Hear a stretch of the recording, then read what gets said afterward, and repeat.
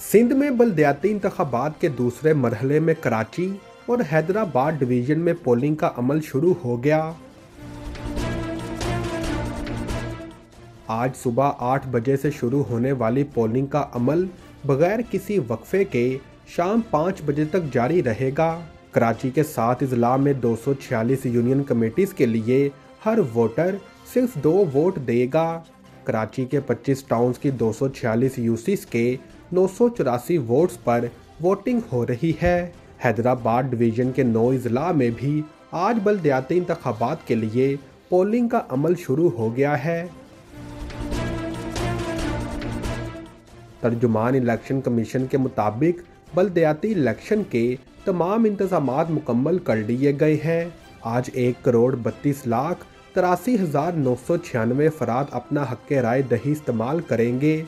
हैदराबाद में 2,551, दादू में 1,436, जामशोरो में 839, टंडोवाला यार में 781, मटियारी में 715, टंडू मोहम्मद खान में 552 और टंडू मोहम्मद खान में 552 उम्मीदवार नशिस्तों पर इलेक्शन में हिस्सा ले रहे हैं।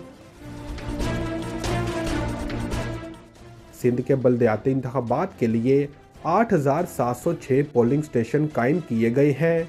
मर्दों के लिए 1,204 और ख़वातीन के लिए 1,170 पोलिंग स्टेशंस कायम किए गए हैं। तर्जुमान के मुताबिक मुश्तरका तौर पर 6,332 और 379 इम्प्रोवाइज पोलिंग स्टेशंस बनाए गए हैं। तर्जुमान इलेक्शन कमीशन का बताना है कि स्पेशल सेक्रेटरी और सेक्रेटरी इलेक्शन कमीशन दफ्तर सिंध से इंतखाबात की निगरानी कर रहे हैं। कराची में मरकजी कंट्रोल रूम कल से कायम है और नताइज आने तक दिन रात फाल रहेगा। मुत्तहिदा कौमी मूवमेंट की जानिब से बलदियाती इंतखाबात के बायकॉट के ऐलान पर रद्द अमल देते हुए हाफिज नईमुर रहमान ने कहा कि ये अपनी शिकस्त देखकर इलेक्शन से जा रहे हैं। जमात इस्लामी कराची के अमीर और बलदियाती इंतखाबात में जमात इस्लामी के लिए कराची से मेयर के उम्मीदवार हाफिज नईमुर रहमान ने कहा कि जो पार्टी 15 साल से सूबे पर हुक्मरान है, जो मसाइल का सबब है, इसकी गोद में बैठे हुए हैं। अगर इनको जाना है तो हुकूमत से भी बाहर निकलें। उन्होंने कहा कि इनको इख्तियार है, जो चाहे करें। ख्वाहिश थी MQM इलेक्शन लड़ती ताकि पता चलता कौन कहां खड़ा है। हाफिज नईमुर रहमान ने कहा कि ये आखिरी वक्त तक कोशिश करते रहे कि इंतखाबात मुलतवी हो जाएं। हमें भी हल्का बंदियों मरदमशुमारी पर एतराज़ात हैं। तहफ़्फ़ुज़ात हर किसी को होते हैं। MQM को इलेक्शन लड़ना चाहिए था। उन्होंने कहा कि जब बलदियाती कानून बना तब तो ये साथ थे, फिर कहते रहे कि इख्तियारात नहीं हैं। अगर इलेक्शन नहीं लड़ते तो इन्हें हुकूमत से भी अलहदा होना चाहिए। बिलावल भुट्टो की जानिब से कराची में सबके साथ चलने की ख्वाहिश पर रद्द अमल देते हुए उन्होंने कहा, जमात इस्लामी कराची में बड़ी पार्टी के तौर पर सामने आएगी। चाहेंगे किसी की मदद के बगैर कराची में हुकूमत बनाएं। इसके बाद सबको साथ लेकर चलना चाहेंगे। इलेक्शन कमिश्नर सिंध ने हल्का बंदियों से मुतल्लिक वफाकी वज़ीर दाखिला राना सनाउल्लाह के बयान की तरदीद कर दी। सूबाई इलेक्शन कमिश्नर एजाज अनवर चौहान ने कहा कि इलेक्शन कमीशन ऑफ पाकिस्तान अपनी आईनी जिम्मेदारियों से आगाह है और सिंध में बलदियाती हल्का बंदियाँ कानून के मुताबिक की गई हैं, जो इलेक्शन एक्ट और सिंध लोकल गवर्नमेंट एक्ट 2013 के तहत की गई हैं। सूबाई इलेक्शन कमिश्नर ने कहा, इलेक्शन कमीशन मुकम्मल आज़ाद अदारा है, तमाम फैसले आइन व कानून के तहत करता है। बलदियाती इंतखाबात के दूसरे मरहले के लिए सिक्योरिटी के खातिर ख्वाह इंतजामात किए गए हैं। वोटर्स किसी भी खौफ के बगैर घर से निकले और वोट कास्ट करें। याद रहे कि इससे कबल MQM पाकिस्तान की जानिब से कराची और हैदराबाद के बलदियाती इंतखाबात से बायकॉट के फैसले पर रद्द अमल देते हुए वफाकी वज़ीर दाखिला राना सनाउल्लाह ने कहा था कि अफसोस कराची की बड़ी पार्टी इंतखाबात के इस अमल से अलहदा हुई। राना सनाउल्लाह ने कहा कि हल्का बंदियों की जिम्मेदारी इलेक्शन कमीशन की थी। इलेक्शन कमीशन पहले भी हल्का बंदियों पर अपनी जिम्मेदारी पूरी नहीं कर सका। MKM का इंतखाबी अमल से अलहदा होना जस्टिफाइड है। उन्होंने मजीद कहा कि MKM ने जो स्टांस लिया है वो सराहने के काबिल है। इंतखाबी अमल से MKM के अलहदा होने से बल्दियाती इंतखाबात की साख मुतासिर होगी। रूस ने हफ्ते के रोज़ यूक्रेन में मिसाइल हमलों की ताज़ा लहरें शुरू की। मशरकी शहर डोनपेरो में एक अपार्टमेंट ब्लॉक पर हमले में कम से कम 14 अफराद हलाक हो गए। कैफ, खारकीव और ओडिशा समेत कई दूसरे शहर भी इन हमलों में मुतासिर हुए। कई शहरों में बिजली के बुनियादी ढांचे पर मिसाइलों के हमले के बाद यूक्रेन का बेशतर हिस्सा अब ब्लैकआउट की जद में है। इससे कबल बरतानिया ने कहा था कि वो यूक्रेन के दफा में मदद के लिए चैलेंजर 2 टैंक यूक्रेन भेजेगा।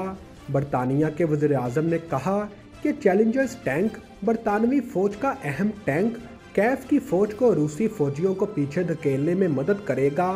रूस ने जवाब में कहा कि यूक्रेन को मजीद हथियार फराहम करने से रूसी कार्रवाइयों में शिद्दत आएगी और ज़्यादा शहरी हलाकतें होंगी।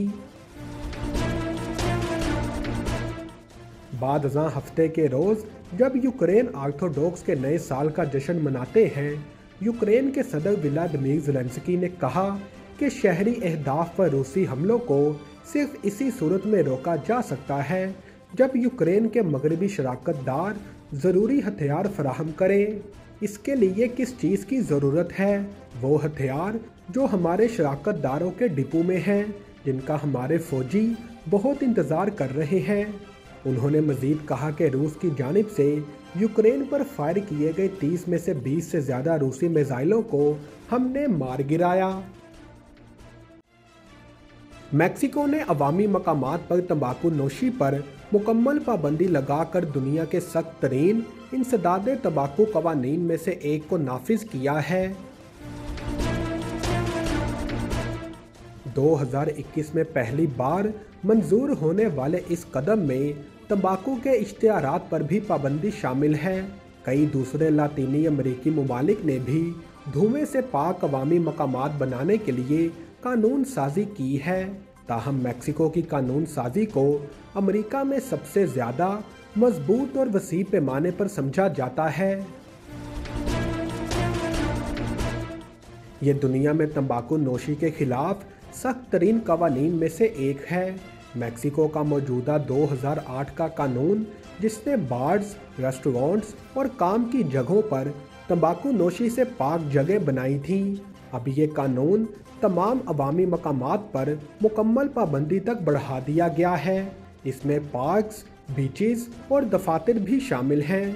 तंबाकू की मसनूआत की तशहीर और स्पॉन्सरशिप पर भी मुकम्मल पाबंदी होगी, यानी सिगरेट्स को दुकानों के अंदर भी नहीं दिखाया जा सकता। इसी के साथ वेप्स और ई सिगरेट भी सख्त नई पाबंदियों के ताबे हैं।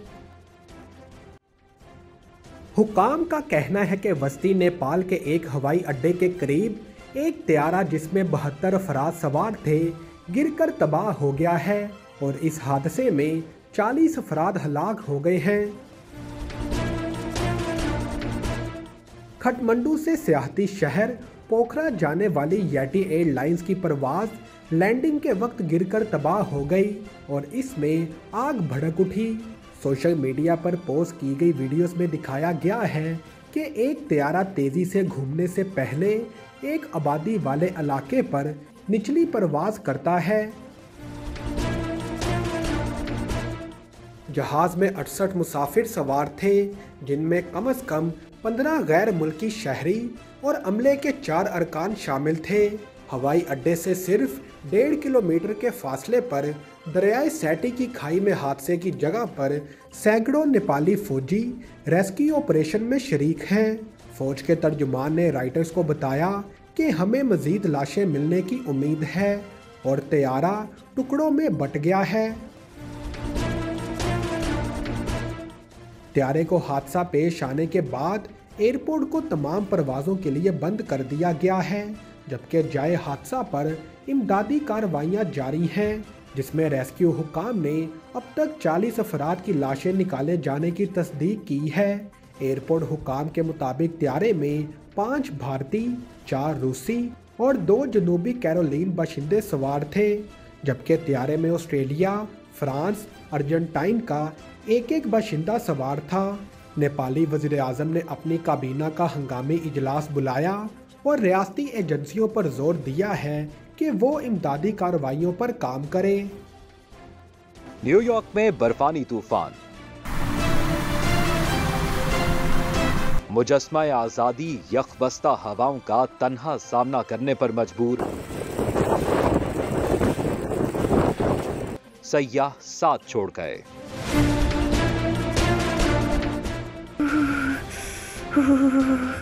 कसम से बहुत सर्दी है।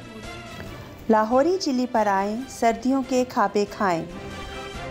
फ्राई फिश, गर्मा गर्म पाए, haleem, chicken corn soup, biryani, nihari, mutton pulao, टिक्के, कबाब, गाजर का हलवा, कश्मीरी चाय।